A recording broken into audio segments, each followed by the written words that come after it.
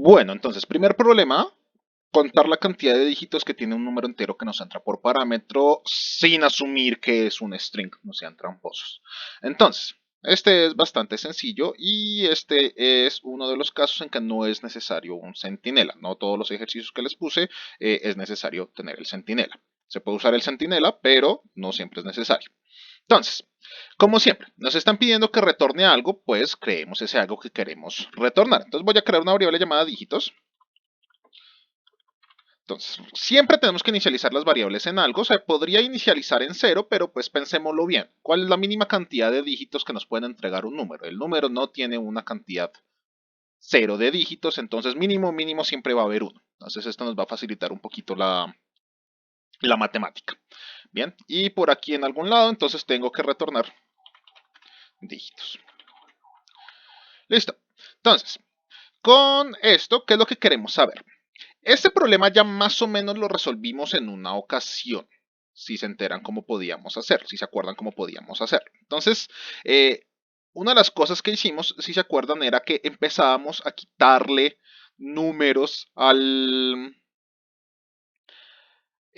número que nos entraba para empezamos a quitarle dígitos utilizando la división entera. Entonces yo podría hacer este chistecito, n igual a n división entera con 10. Cada vez que hago esto, básicamente le estoy quitando un dígito al número. Si me llega 1, 2, 3, le estoy quitando el 3, le estoy quitando el 2 después y le estoy quitando el 1 después, porque la división entera con 10, pues me va quitando de unidades en unidades.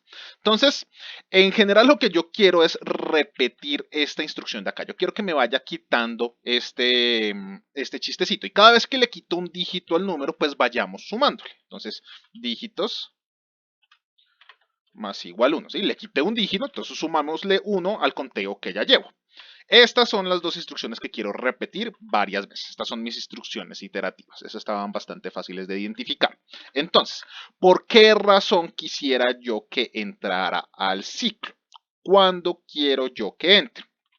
¿Cuál es mi condición de entrada? Esta está un poquito más difícil pensarla. Piénsenlo de esta manera.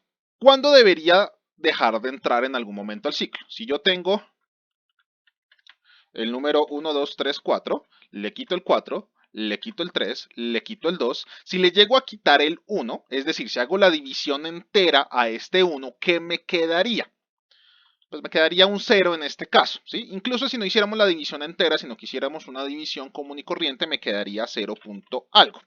Entonces, si se dan cuenta, ya tenemos nuestra instrucción de avance.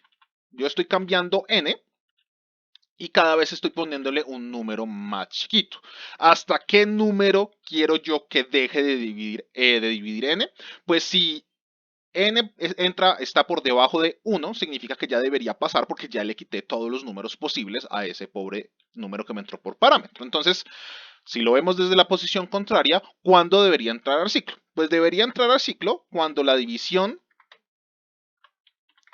entre n y 10, o mientras que la división entre n y 10 sea mayor o igual, nunca preciso nos entra un 10 por parámetro, entonces la división nos daría exactamente 1, sea mayor o igual a 1. Si la división llega a ser menor a 1, significa que ya le quitamos todos los posibles dígitos y debería parar en algún momento. Esta sería una respuesta sencilla. 1, 2, 3, 4. 1, 2, 3, 4.